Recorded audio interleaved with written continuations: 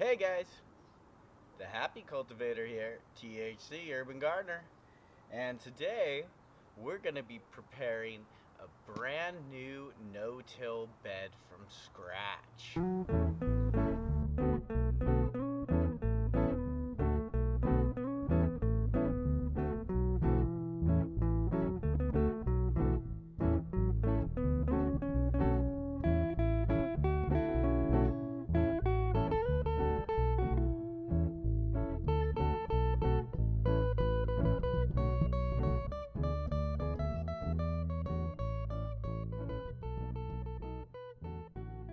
So what I have here is all the ingredients that you will need to start a no-till bed from scratch.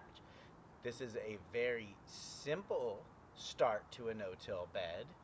It is a very simple super soil, if you will, and all these ingredients can easily be found. What I'm going to use is some diatomaceous earth for calcium. We're going to use some azomite rock dust for trace minerals. We're going to use BioLive for the amendment to the soil to provide all the fertilization that you will need. And then we will be using Kellogg's Organic Garden Soil as compost. This is basically just a commercial compost. For nitrogen, slow release nitrogen amendment, we're going to use a little bit of chicken manure. That's another compost, which will blend in with our garden soil. And finally, we will use some Patio Plus potting soil. It's an outdoor potting mix for containers, and that we'll use as our topsoil as we're starting this new bed and it hasn't built up all of its own topsoil and humus. So the first thing that you're going to want to do is get yourself some cardboard. And you're going to want to lay the cardboard out. As you can see, there's nothing but old grass in there. It did have some cardboard over it for a couple of months that has now decayed. But I didn't prep this, so there was still some old dead grass under there and a little bit of living grass. So what you want to do is take your cardboard. You want to get your cardboard very, very wet. Lay it down. And make sure that the cardboard is overlapping. You want the cardboard to be overlapping so no weeds or grass can grow through the cardboard. And then the cardboard will decay over time and the worms will eat the cardboard and it'll turn into trace elements into your bed. So what we're preparing this no-till bed for is for some vegetables. Since this is going to be a brand new bed and it'll be fairly shallow, what we're going to put in here is some cold hardy leafy greens. They have a shallow root system and they will be able to establish their roots and become the first fertilization within the no-till system. After the first season, their roots will be the first roots that the worms will eat. What will happen is the worms will come up and they'll eat all the decaying matter that's under the cardboard. Then they'll eat the cardboard. They'll come up, they'll start eating on some BioLive, some azomite, and they'll leave their droppings in the form of worm castings. And then the system will be started, and then all we got to do is keep feeding it BioLive to feed those microbes. All right, so now that we have our cardboard down and wet, what we're going to want to do is start bringing some organic material on top of it. I have this hay that's been sitting around, and it's also got some pomegranate clippings in it, so we'll go ahead and drag some of this on. And this is basically just worm food, and since we have it here, we'll go ahead and drag some of this on. And it'll also work to make sure you throw any grass that might be in there, any crabgrass, out. This will serve as some early organic matter just for the worms to break down, feed the roots of the leafy greens we're going to put in here. And even stuff like this can be put down there. It will provide aeration to the soil, and it also will break down and become humic acid, humus. What you don't want is any big branches like this, because those will take too long to break down. The little leaves and things we want, but the big branches we don't.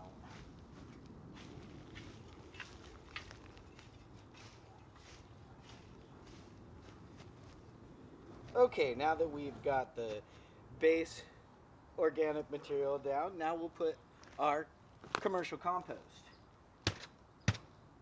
That's basically what garden soil is, and that's why you don't want to use this as potting soil. It's basically just compost. It's composted forest products.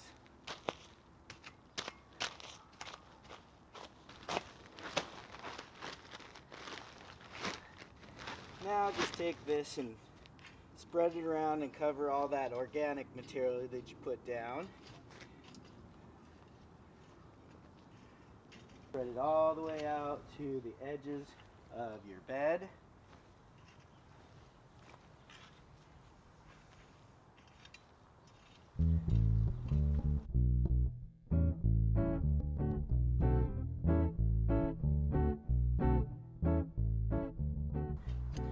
Alright, now that we got that compost down, we're going to take a little chicken manure and throw that over. You're going to want this to be no more than about 1/8 of what you put down.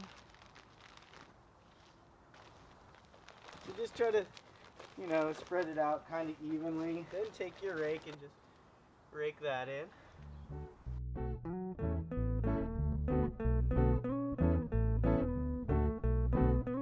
Now that you have your base compost of your chicken manure and your garden soil, now it's time to add the amendments. Your diatomaceous earth, your azomite, and your BioLive. So the first thing I'm going to add on here is some diatomaceous. I'm just going to take a handful and just shake it out. Just put a nice little top dressing of the diatomaceous. And what this serves to do is really piss off any soft-bodied insects because it chews up their thoraxes. And it also serves to add calcium. Make sure you got a mask on if you're going to do that. It serves to put calcium back into the soil as well. Now I've got the azomite rock dust. And what I'm going to do is just same thing. Take a little handful and just spread it over the whole top surface of the soil. And what this is going to do is provide you trace elements. The azomite rock dust also provides some broken up rock to go into the gizzard of the worms, as worms have gizzards like chickens, and that's how they break down the soil. Now I've got my BioLive. I'm going to spread some BioLive in the same manner, just a handful, and shake it out over the top of the soil. Now the BioLive has all kinds of great fertilization in it. It's crab meal, alfalfa meal, bone meal, I think blood meal in there, kelp meal, every good thing that your plants want and what the worms want to eat, and the microbes are in there as well, and the microbes are what convert everything to the nutrients that the plants can take up. Okay, now that we have the fertilization in there, we just want to gently rake over just to mix it in just a tad bit. We don't want to over mix it because we want most of these nutrients and trace elements to be on the top layers of the soil, as that's where the roots want to find these nutrients. Okay, now we've got all of the compostable and amendable areas all done up, we're going to just throw some topsoil on this. And we want a nice bit of topsoil, a good couple inches.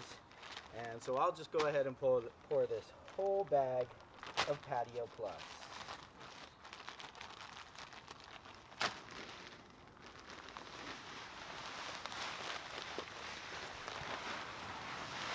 Okay, now I'm just going to move this soil around and get a nice top coat here.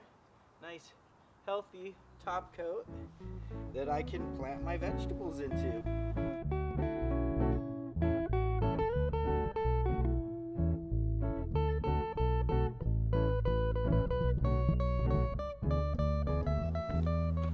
Alright guys, so this bed is basically all prepped and ready to go. Now all we want to do is water it in a little bit to moisturize all that topsoil and have it so it won't blow away or erode away. So that's all we got to do now is grab a hose and let's water it in. So just take your hose and wet all that nice surface there. If you see any organic matter that happen to move in like that, just get it out of there. Well, there you have it, folks. A nice brand new no-till bed ready to plant with shallow rooted vegetables.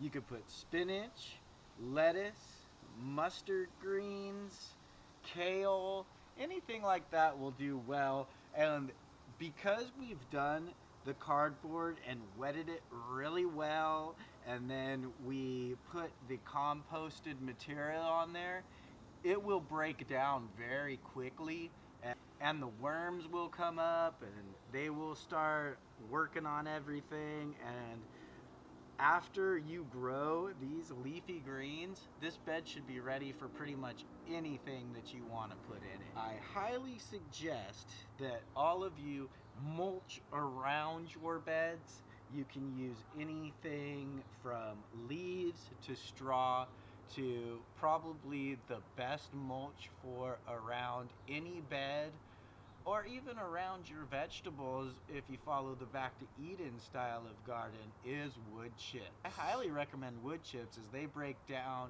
into humus and make a great humic layer.